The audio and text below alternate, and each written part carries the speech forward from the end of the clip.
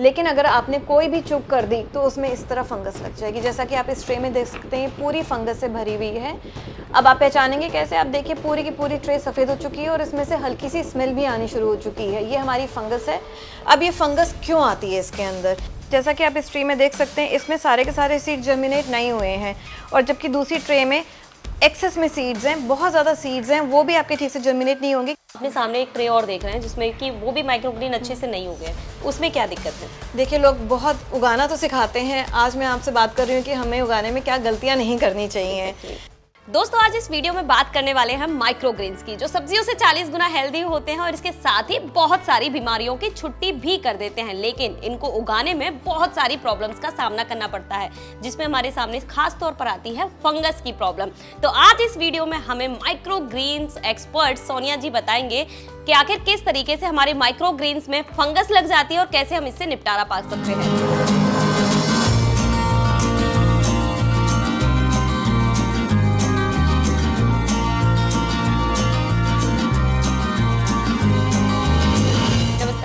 नमस्ते। आज हम फिर से आ गए हैं आपके पास, और वैसे हमारे चैनल के लिए सोनिया मैम किसी परिचय की मोहताज नहीं है, लेकिन फिर भी मैं चाहूँगी कि जो नए दर्शक जुड़े हैं आप उनके लिए एक बार परिचय ज़रूर दें। मेरा नाम सोनिया है। मैं गार्डनिंग तो बचपन से ही कर रही हूँ और माइक्रोग्रीन काफ़ी सालों से उगा रही हूँ, पर अब कुछ ज़्यादा ही कमर्शियल लेवल पे हमने उगाना शुरू कर दिया है और लोगों को सिखाना शुरू कर दिया कि इससे कितने बेनिफिट्स हैं। जी, सबसे खास बात जो सोनिया मैम की ये है कि आपके माध्यम से जाने ही कितने लोगों के घरों में अब माइक्रोग्रीन्स उगाना शुरू हो चुका है ना। बहुत सारी चीज़ें हैं जो वीडियो के माध्यम से लोग सीख रहे हैं, और जो आज हम आए हैं वो एक समस्या को लेकर आए हैं। अधिकतर लोगों का ये कहना होता है कि माइक्रोग्रीन्स उगाना तो सोनिया मैम ने बहुत अच्छे से सिखा दिया है, लेकिन जो प्रॉब्लम आती है मेन आती है फंगस की। तो आज हम उसको लेकर आ गए हैं कि किस तरीके से हम फंगस से छुटकारा पा सकते हैं, वो आप हमें बताएंगी। लेकिन उससे पहले जो नए दर्शक जुड़े हैं उनके लिए मैं ज़रूर चाहूँगी कि आप एक बार ज़रूर बताएं कि आखिर माइक्रोग्रीन्स लोगों को अपने घरों में क्यों उगाना चाहिए। माइक्रोग्रीन्स के बहुत ज़्यादा हेल्थ बेनिफिट हैं। इसको सुपर फूड बोला जाता है। इसमें हर तरह के विटामिन्स मिलते हैं, एंटीऑक्सीडेंट्स होते हैं। आपकी बॉडी के अंदर कहीं पे भी स्वेलिंग है तो आप इसको कंज्यूम कर सकते हैं, जबकि कंज्यूम करने के कुछ रूल्स हैं कि आप 40 ग्राम से एक दिन में ज़्यादा नहीं खाएंगे।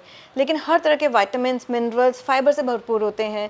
मेरे पास खुद बहुत फ़ोन आते हैं कि हमने वीडियो देख देख के यूनिक फार्मिंग के थ्रू माइक्रोग्रीन उगाया है।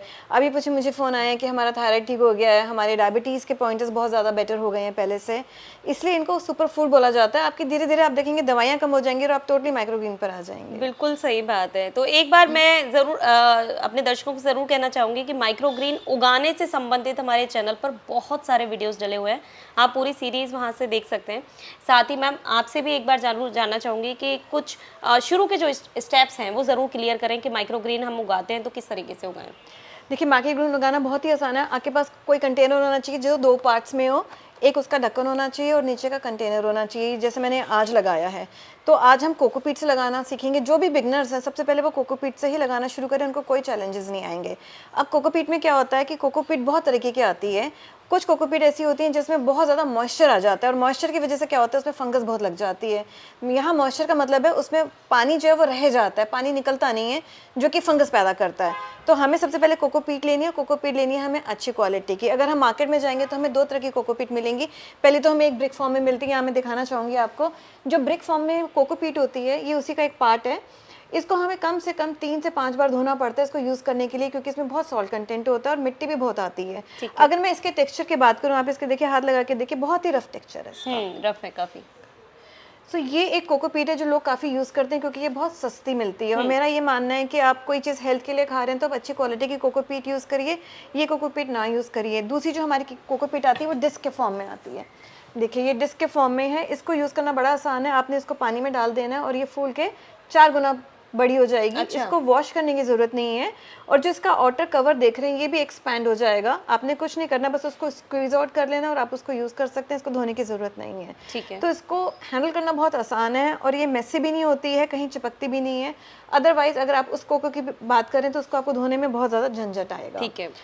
उसके बाद जब आपकी कोकोपीट एक्सपैंड हो गई, आपने इसमें लगा के उसको अच्छे से दबा देना है। दबाने के बाद ये भीगे हुए सीड्स देखिए इस तरह आपने लगाने हैं। बहुत कम सीड्स लगाएंगे तो हवा उस पर ज़्यादा लगेगी वो ड्राई आउट हो जाएंगे, और बहुत ज़्यादा लगाएंगे तो उसमें फंगस आने के चांसेस हैं। सीड जैसा कि आपको इसमें दिख रहे हैं, आपको इसी हिसाब से सीड्स लगाने हैं। सीड्स मैंने डाल दिए हैं। इसके बाद आपने क्या करना है, आपको इसको कवर करके रखना है 2 दिन तक के लिए।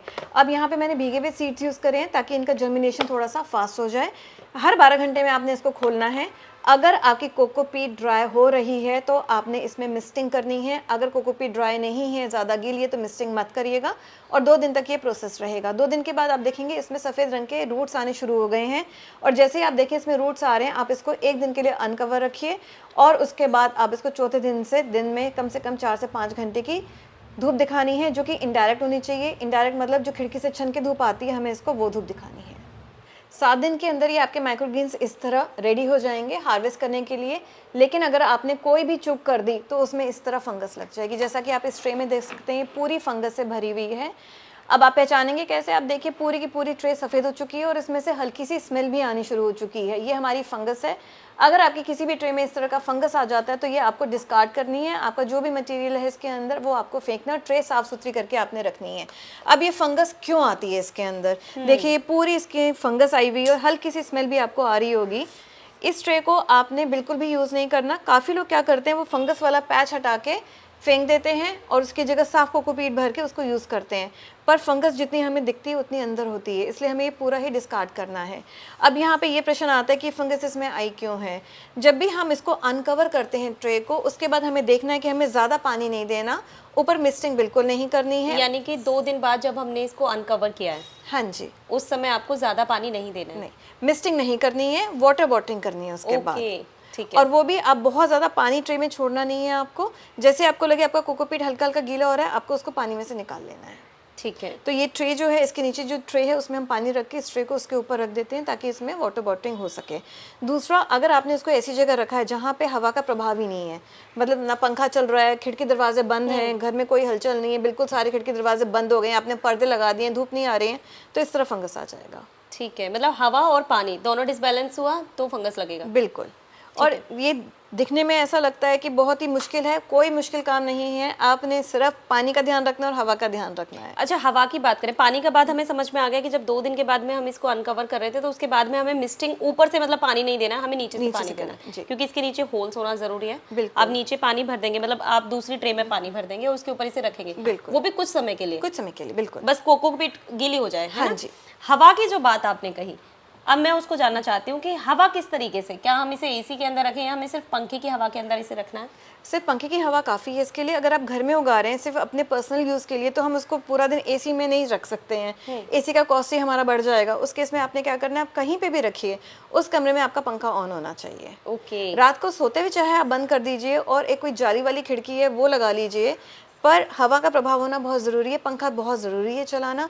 ठीक है, तो ये एक फंगस की प्रॉब्लम है। दूसरा, हम अपने सामने एक ट्रे और देख रहे हैं जिसमें कि वो भी माइक्रोग्रीन अच्छे से नहीं उगे, उसमें क्या दिक्कत है? देखिए, लोग बहुत उगाना तो सिखाते हैं, आज मैं आपसे बात कर रही हूँ कि हमें उगाने में क्या गलतियाँ नहीं करनी चाहिए।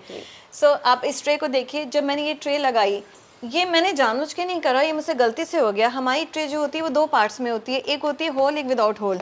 ये देखिए, ये होल वाली ट्रे है जिसके अंदर मुझे माइक्रोग्रीन उगाने थे, पर गलती से मैंने बिना होल वाली ट्रे पे लगा दीजिए। अब यहाँ पे प्रॉब्लम ये है कि ये जर्मिनेट कुछ हुए हैं, बाकी नहीं हुए। क्यों? क्योंकि इसको मैंने पानी नहीं दिया। अगर मैं ऊपर से पानी डालूंगी तो फंगस आ जाएगा, और अगर मैं नीचे से पानी डालूंगी तो इसमें तो छेद ही नहीं है। ये देखिए आप, इसमें बिल्कुल भी छेद नहीं है। तो जब इसमें छेद ही नहीं है तो इसमें पानी कहाँ से जाएगा? तो पानी मुझे ऊपर से देना पड़ेगा, और जैसे ही मैं ऊपर से पानी दूंगी ये सारी की सारी फंगस में आ जाएगी। अब देखिए, क्योंकि इसमें लैक ऑफ वाटर है, पानी नहीं दिया गया है, तो जितने भी सीड्स हैं, कुछ तो जर्मिनेट हो चुके हैं लेकिन बाकी के सीड्स जर्मिनेट भी नहीं हुए हैं। तो हमें ये भी गलती नहीं करनी है। जो हमें कंटेनर लेना है उसमें छेद होना बहुत ज़रूरी है। एक समस्या और है, जैसा कि आप इस ट्री में देख सकते हैं, इसमें सारे के सारे सीड्स जर्मिनेट नहीं हुए हैं। क्यों नहीं हुए हैं? क्योंकि सीड्स के बीच में बहुत ज़्यादा गैप आया है और हवा लगने की वजह से ये जर्मिनेट नहीं हो पाए हैं। और जबकि दूसरी ट्रे में एक्सेस में सीड्स हैं, बहुत ज़्यादा सीड्स हैं, वो भी आपके ठीक से जर्मिनेट नहीं होंगे, क्योंकि फिर उनके बीच में फाइट हो जाएगा कि पहले कौन बड़ा होगा बीज। तो जब भी आप बीज लगाएं, जो ट्रे का साइज है उसके हिसाब से बीज लगाइए, ना कम होने चाहिए ना ज्यादा होने चाहिए। तो दोस्तों, इस वीडियो के अंदर हमने माइक्रोग्रीन्स उगाना सीखा, साथ ही फंगस से बचना भी सीखा। और इससे भी ज्यादा अगर आप कोई ट्रेनिंग लेना चाहते हैं तो वीडियो के अंदर नंबर दिया है, आप सोनिया जी से सीधे संपर्क कर सकते हैं और ट्रेनिंग ले सकते हैं। वीडियो पसंद आई है तो वीडियो को लाइक एंड शेयर करना ना भूलें और चैनल को सब्सक्राइब करें। धन्यवाद।